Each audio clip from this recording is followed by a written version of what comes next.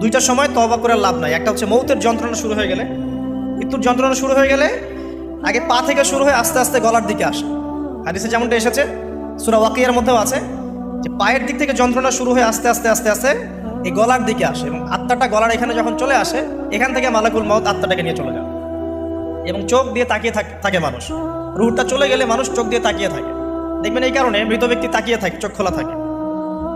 এবং তখন আসমান থেকে সিঁড়ি নামিয়ে দেওয়া হয়, ওই সিঁড়িতে করে আত্মা চলে যাচ্ছে, ও তাকিয়ে দেখে যে আত্মা চলে যাচ্ছে।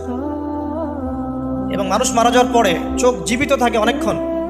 মেডিকেল সায়েন্স যারা পড়েছে তাদেরকে জিজ্ঞাসা করবে, মানুষ ডেড হয়ে গেলেও চোখ দেখবেন আরও কয়েক ঘন্টা, হয়তো আরও নির্দিষ্ট একটা সময় পর্যন্ত চোখটা কিন্তু জীবিত থাকে।